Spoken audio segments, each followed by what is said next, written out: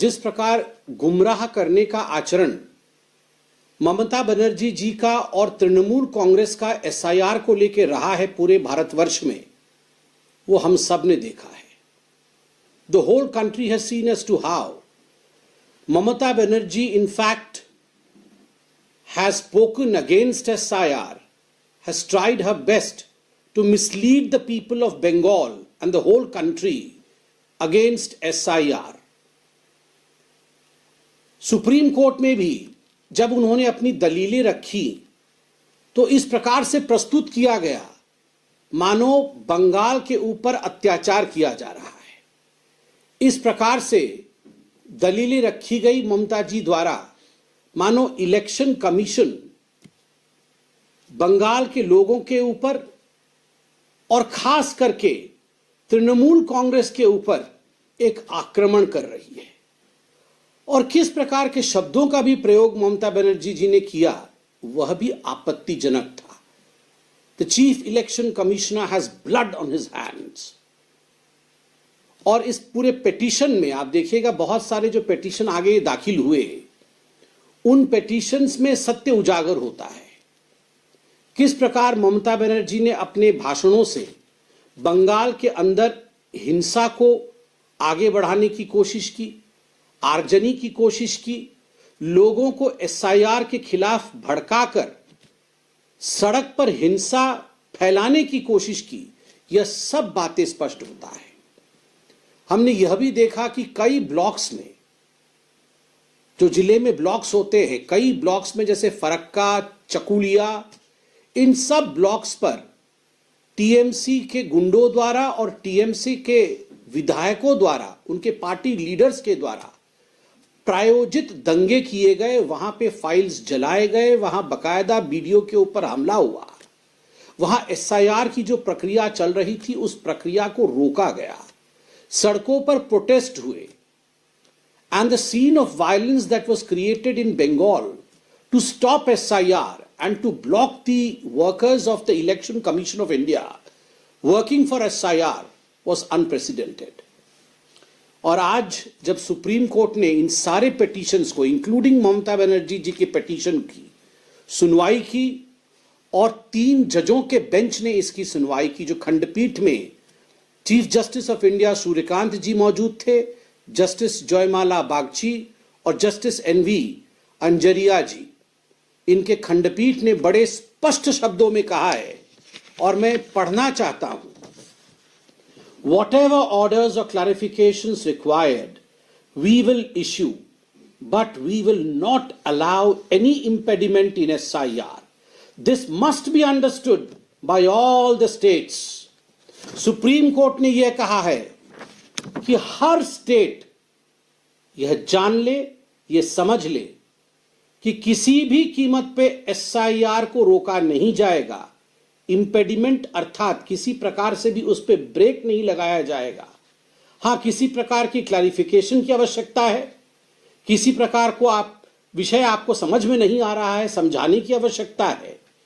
उन सारे विषयों पर सुप्रीम कोर्ट अपना मत रखेगी, मगर किसी भी कीमत पर एसआईआर बंद नहीं होगी। मुझे लगता है यह एक करारा जवाब है ममता बनर्जी जी को कि ममता जी, जिस एसआईआर को आप एंटी डेमोक्रेटिक, लोकतंत्र की खिलाफत का बता रहे थे, जिस एसआईआर को आप बता रहे थे कि वो भारत के लोकतंत्र को समाप्त कर देगी, एसआईआर बंद होना चाहिए, बंगाल के खिलाफ षड्यंत्र है, इलेक्शन कमीशन के हाथों में खून है, उसी एसआईआर को लेकर सुप्रीम कोर्ट के 3 जजों के खंडपीठ ने बड़े स्पष्टता के साथ कहा है कि गलत बात है, एसआईआर बंद नहीं होगी। दूसरी बात जो आज एक बहुत बड़े रूप में, राहत के रूप में आई है और ममता बनर्जी जी, टीएमसी और ममता जी की सरकार को एक धक्का पहुंचाया है।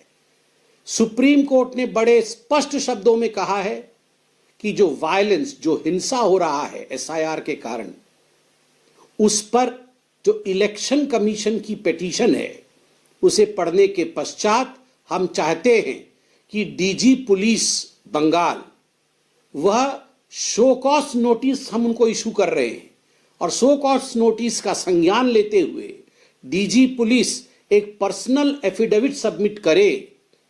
पर्सनल एफिडेविट सबमिट करना पड़ रहा है आज बंगाल के डीजी पुलिस को कि हां, हिंसा मैं नहीं होने दूंगा। कहां कहां हिंसा हुई है और क्यों हिंसा हुई है, कहां वो चूके हैं, इन सब विषयों को लेकर आज ममता जी के नीचे जो डीजी पुलिस काम कर रहे हैं उनको शो कॉज नोटिस इशू हुआ है।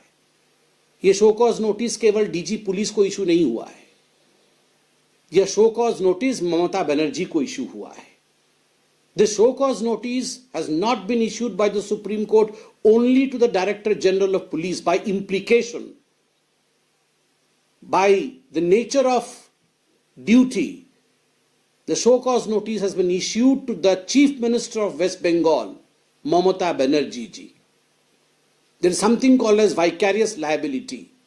If someone who is working under you and does not perform the duty properly and is show caused, that means you have been show caused because of the vicarious liability. He is your junior officer and the responsibility squarely falls upon you to carry forward the duty. करूंगी SIR में मैं अपने officers नहीं दूंगी, अपने officers की duty नहीं लगाऊंगी। मगर पिछली बार जब पिटीशन की सुनवाई के लिए ममता जी खुद प्रकट हुई थी, उस समय भी चीफ जस्टिस ऑफ इंडिया ने उन्हें कहा था कि आप ऑफिसर्स लगाइए। राज्य सरकार का काम है कि वो कोऑर्डिनेशन में काम करे और ऑफिसर्स लगाए। और आज बड़े स्पष्टता के साथ सर्वोच्च न्यायालय ने ये कह दिया है ममता बनर्जी जी को कि 8005 ग्रुप बी ऑफिसर्स कल शाम 5 बजे तक, by evening 5 PM tomorrow, they should be reporting to duty. ये कहीं ना कहीं ममता बनर्जी जी की जो जिद थी उस जिद की समाप्ति है। उतना ही नहीं, माइक्रो ऑब्जर्वर्स को लेकर भी सुप्रीम कोर्ट ने कहा है कि जो clarification election commission of India का है उस क्लैरिफिकेशन को हम स्वीकार करते हैं। और क्लैरिफिकेशन यह था कि बंगाल की सरकार ऑफिसर नहीं दे रही थी, इस कारण माइक्रो ऑब्जर्वर काम कर रहे थे, जबकि माइक्रो ऑब्जर्वर का काम केवल असिस्ट करने का है और इलेक्शन कमीशन ऑफ इंडिया ने माइक्रो ऑब्जर्वर को बतौर असिस्टेंट ही रखा है। इस विषय को सुप्रीम कोर्ट ऑफ इंडिया ने स्वीकार किया है। इसमें आपको याद होगा जब हिंसा हुआ था तो हिंसा में बहुत बड़े मात्रा में, बहुत बड़ी संख्या में जो फॉर्म 7 होते हैं ऑब्जेक्शंस के, उनको जलाया गया था ब्लॉक ऑफिस के सामने।